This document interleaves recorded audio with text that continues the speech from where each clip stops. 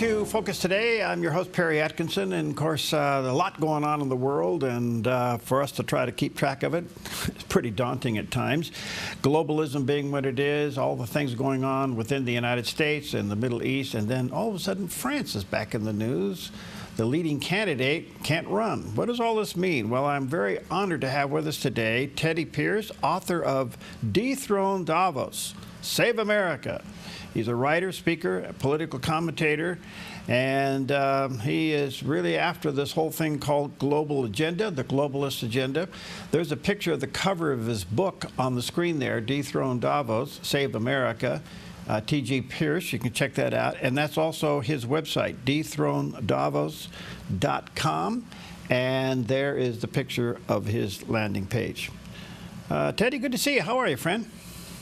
Hey, great to be here. Really excited. Thank you for your time. So what prompted you to write this book? Well, I've told several people that I wrote this book because I was coming at it from a philosophical lens. I was thinking about the ideology and philosophy that I was seeing creeping into a couple of different cultural movements.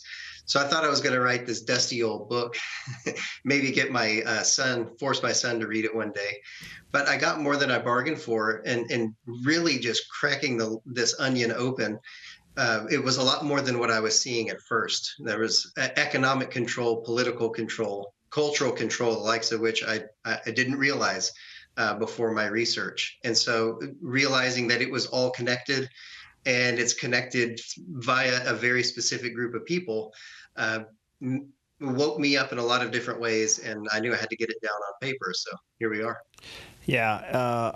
Up until this point, I say this point in the last couple of years, the whole globalist thing seemed to be a conspiracy, but now it's being exposed.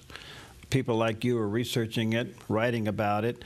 Do you think we're onto it now? Well, more people than ever before are awake to this. I think COVID was a huge leap forward for people really seeing from their political leaders to healthcare, all the way, it was connected and an ideological lockstep all the way up to the World Health Organization. And, the idea that happened by happenstance or was just the collective Borg of thought is laughable. And I think a lot of people were woken up to this. But really, the plan that has been playing out since really the end of World War II in this liberal age that we have all grown so accustomed to, this was the design, and it was designed on purpose so that we would not see who was behind it, so that it would look like just the inevitable march of time. But we live in interesting times, whether we want to admit it or not, or whether we want to recognize it. But we're at the stage where they want to carry their plan forward into the new paradigm, and so we're going to have to be awake to it, whether we want to or not. So their hypocrisy has been exposed, and that is gaining traction. And then just recently, as you well know, President Trump withdrew from the WHO. How big of a blow is that to this agenda? Well, America is the crown jewel of the West, and it is the largest domino that has to fall in order for their rule by expert class plans to take effect. And so it's certainly a something that Trump is a fly in the ointment to them, and this time around he's even more so. It's a blow to their plans, but it's just a change in tactic for them. It's something that they're going to see clearly as the next challenge that they need to tackle, and they'll figure out some way to spin it around to their advantage, I'm sure. Yes, but at the same time, not all the elite are buying it. In fact, some of the elite now are speaking against it. Yeah, that's true. There are a lot of very wealthy people in the world that are speaking up. I'm glad they are, and glad they're doing so. Really, it's the elite that you have to worry about are the ones who are willing to play cabal, if you will, and step out on that field and start spouting their talking points and really selling the idea of globalism as, like I said, the inevitable march of the future. So how do wars play into this equation? How does the Ukraine-Russia war play into globalism? You got all the messes in the Middle East, which there's no way those countries are going to play into some of this stuff. They got to be a fly in the ointment to this agenda. They certainly are. You have countries like Russia and China that are seeking their own ends. They're not a part of the European alliance, if you will. Uh, Really, there's a lot of control via the United Nations, getting those countries to come in line. The ones that won't need treatment. And so a lot of times it is keeping a lot of these countries destitute, not allowing these movements to rise up. Uh, a lot of it too is supporting the defense industry, which is a huge part of their plan. And then, really the last part of that is war is a very powerful tool for destabilization. And if you can create enough chaos and enough corners throughout the world, surely the people will rise up and ask for a strong man to solve the problem. And lo and behold, the people who've orchestrated it all step in to claim their title and establish their peace. That sounds biblical. Yes. Okay, so we've pulled out of the WHO, the climate accord, and it looks like we may pull out of the UN. That's got to be 3 shots in vital organs to the globalists. Well, yeah, and I think that is why we're seeing things like Marine Le Pen being accused of corruption, and whether, regardless of the veracity of the claims, just very convenient that she doesn't get to run. And so you're seeing these sovereigntist movements rise up, and you're seeing them quashed or quelled or called extremist. And so that's really what we're seeing the response being, because this is a huge blow to their plans. And when I say huge blow, I mean it delays their plans in their mind. They don't feel like they're defeated in the least. But that's the call against Christian nationalism, and making that the new boogeyman as well, is just to make these things seem radical in comparison, so that people would choose the safety and comfort of the globalist agenda over anything else. Okay, I get what they're trying to do. Let me drill down a little bit on the Marine Le Pen thing, because this is an amazing story coming out of France. By the way, she still is polling extremely high. Is this going to uncover some shenanigans within their court system? I'm really not sure how it's going to play out.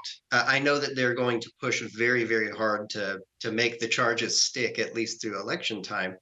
But this again is one of those things where you see something greater at play.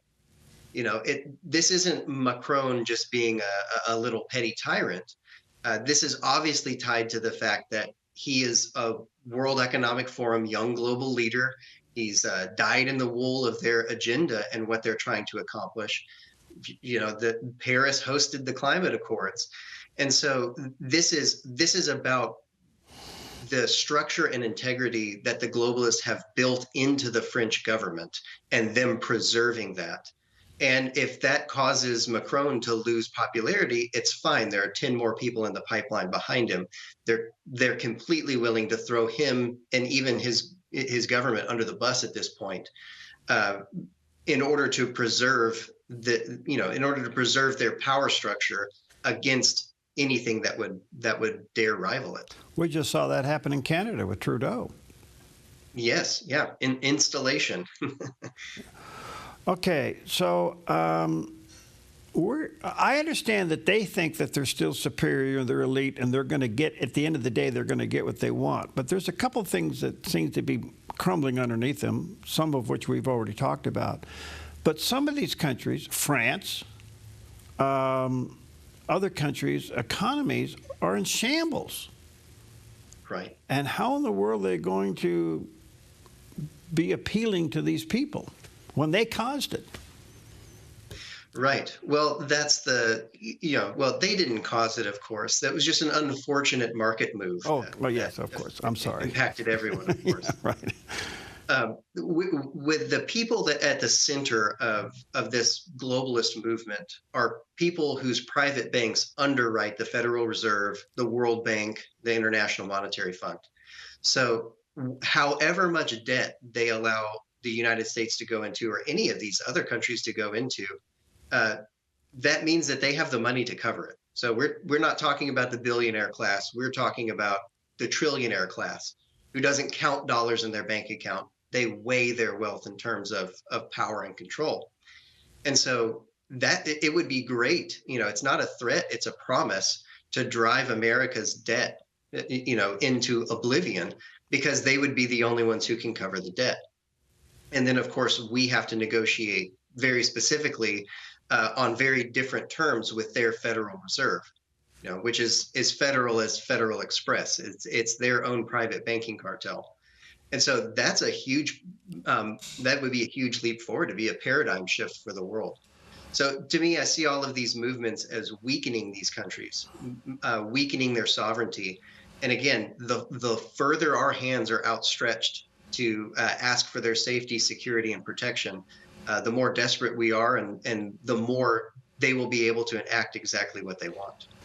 So in time, Teddy, do you think that they're biting the hand that feeds them? In other words, they're rich because of capitalism, but they have to destroy capitalism in order to be in control. Where does this finally clash?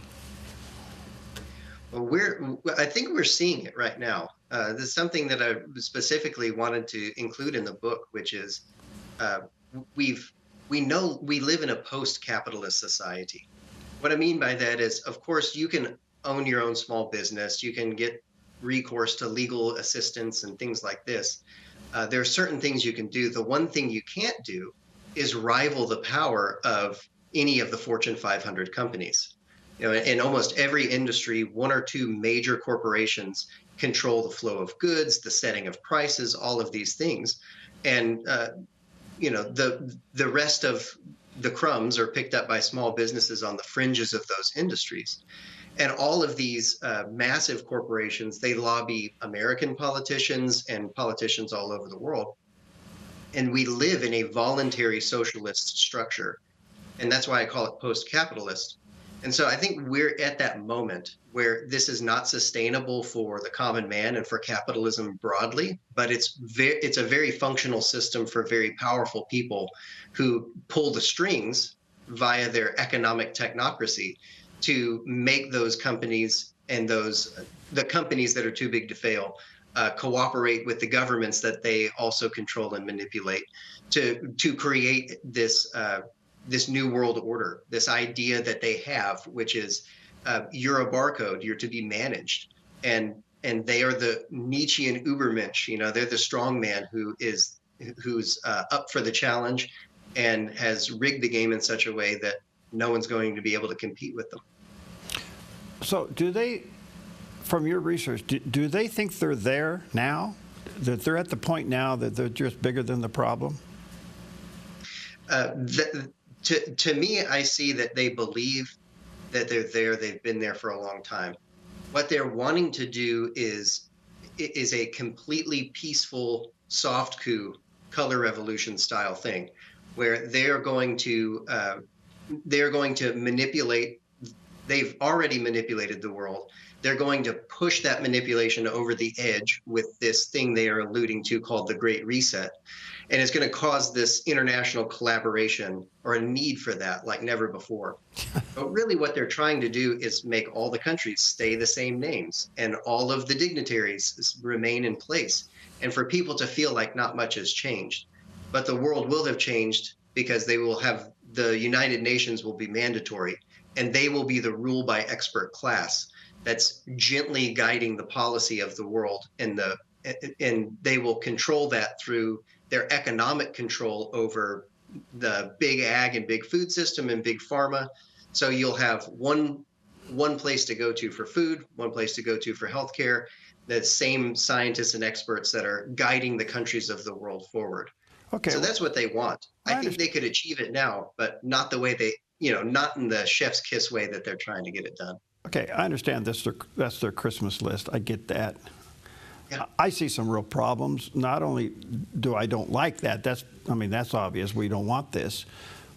I just see some real problems with them getting to the full throttle of what they're trying to do. And one of the big speed bumps is this thing called changing America with Trump back in power. He is not going to, he's going in another direction than the globalists are, an entirely different direction than the globalists are. That's got to push them back considerably in their thinking. Or maybe, elites being what they are, they think they're superior anyway, so maybe they just see it as a speed bump. I don't know. Let me take a quick break. Let me say to our viewers and listeners, check out the book. It's called Dethrone Davos, Save America. Look, they may think they're winning. Guess what? They lose. We'll talk about that when we come back.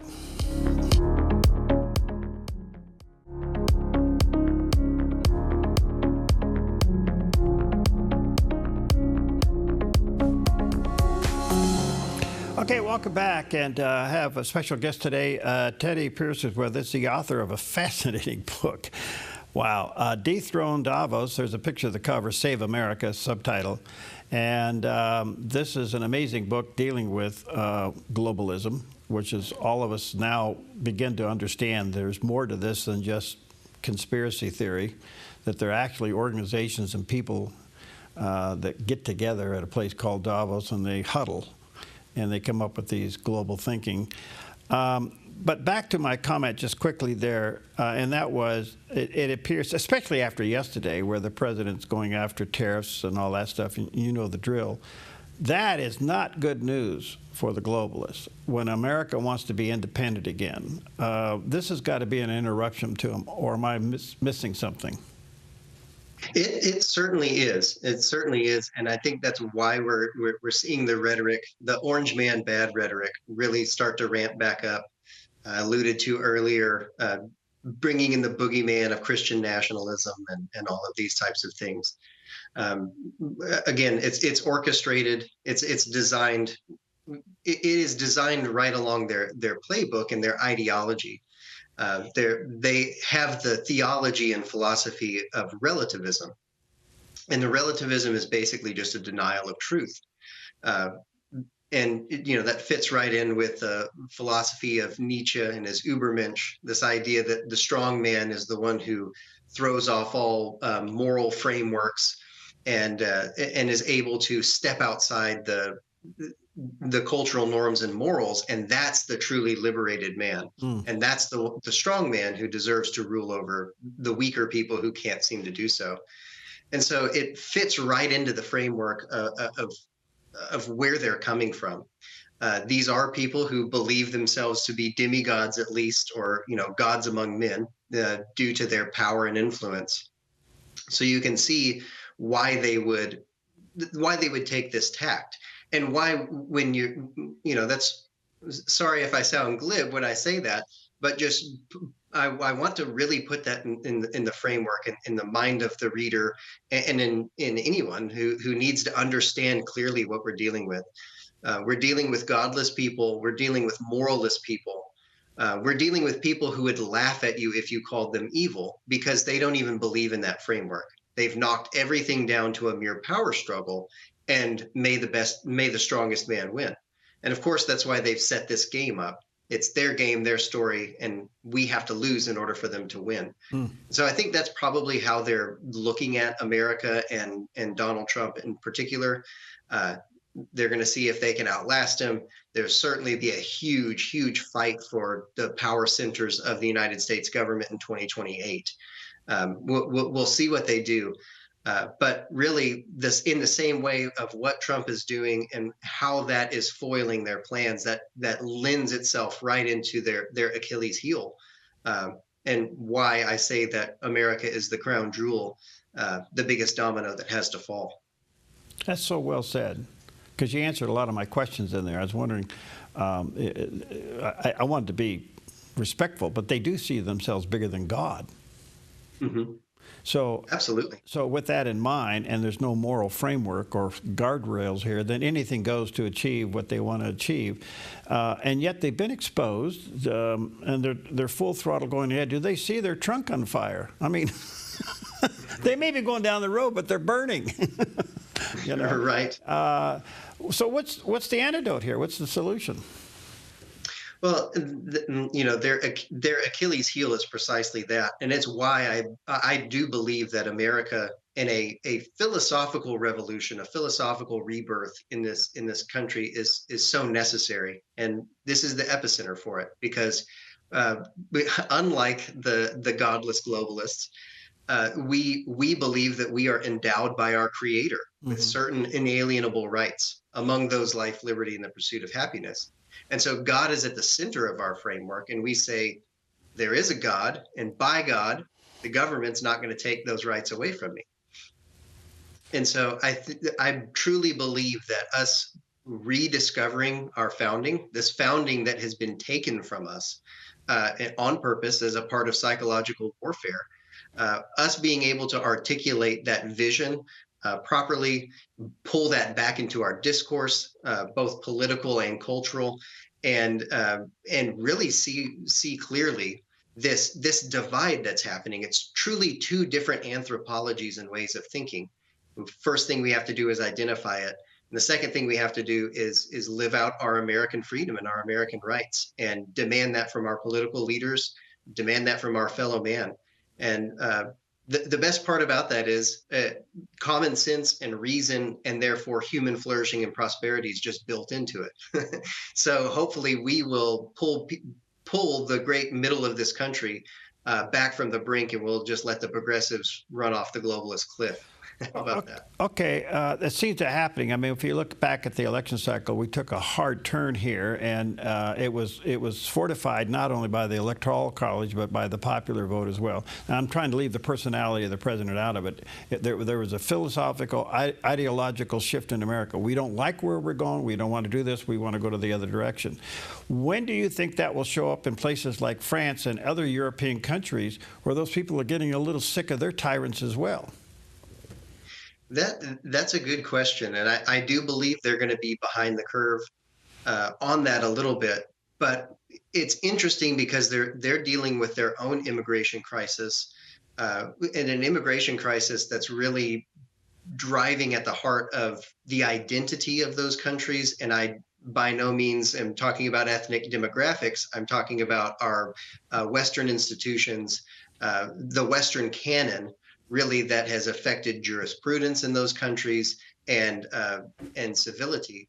And so I don't know if those particular things in in the countries of Europe are going to accelerate it, or maybe move that in a slightly different direction. But like I said, America has been the beacon. It's been the beacon of freedom throughout the world, because of our unique relationship uh, with the Creator, and with that concept that natural rights exist, and it's the government's responsibility to protect them, and of course not to usurp them. And that's something that's a little lacking. The prototypes are over there. The proto governments of Americanism are over there. So it'll be interesting to see how that plays out.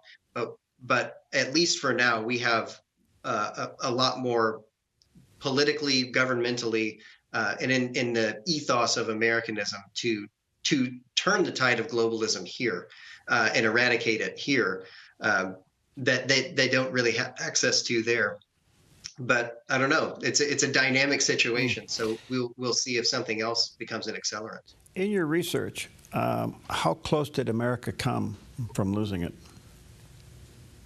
Well, I don't think people really appreciate. I believe it was in 2022, end of 2022 or 2023, when we were talking about signing that health declaration with the World Health Organization, so that in an emergency crisis, we basically would have to obey their whims and caprice about health responses.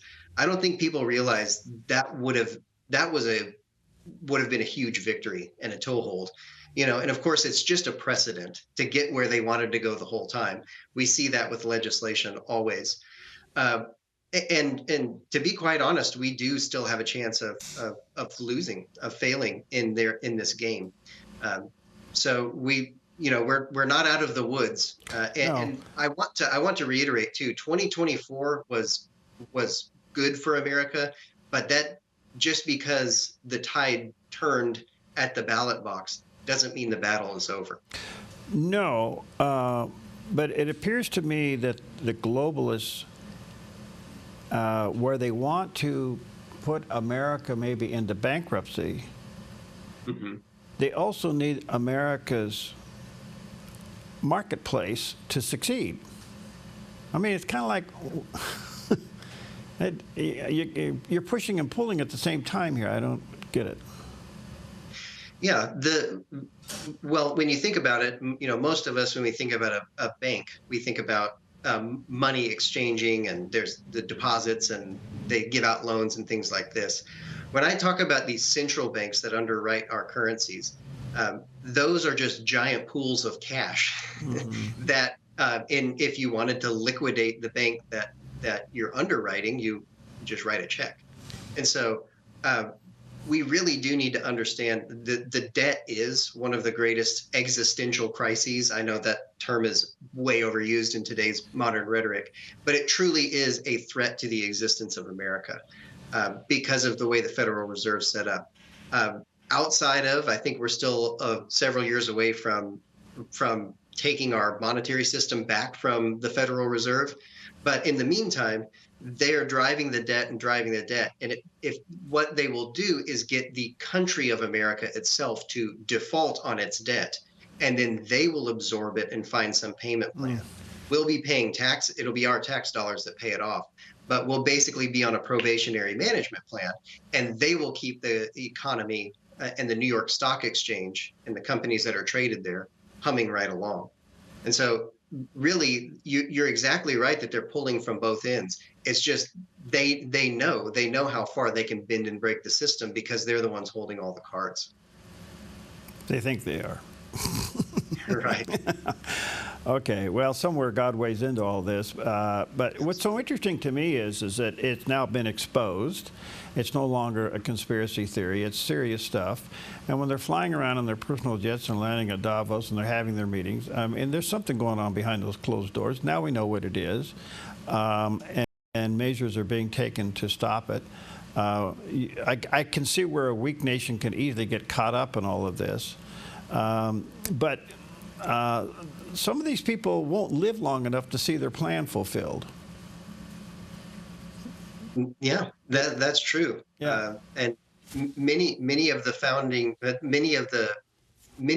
founders of this movement, I almost said founding fathers. That's very incorrect. Yeah. Many of the founders of this movement, this globalism, have passed and gone on now, and it has always just been a mechanism for increased power and control. Yeah. And they're playing their part. But as you see, Alex Soros is adopting the Soros fortune and carrying on in his father's footsteps, and that's really what this is about. And for all the talk of China having 1,000-year plan, I think it's very similar for these people as well. And it's about implementing their plan and control and handing it on for a 1,000-year reign. It's easy to get your head around when you realize that they consider themselves God. And at the end of the day, we know who wins that one. Hey, thanks for your time. Let me say to our viewers and listeners, there is a website, and that is DethroneDavos.com. There's a picture of the website. The book goes into great detail of what we just discussed here. It's called Dethrone Davos, Save America. And Teddy's spot on with this, so check it out. Thanks for your time. Let's stay connected. Hey, absolutely. It was a blast. Yeah, thank you.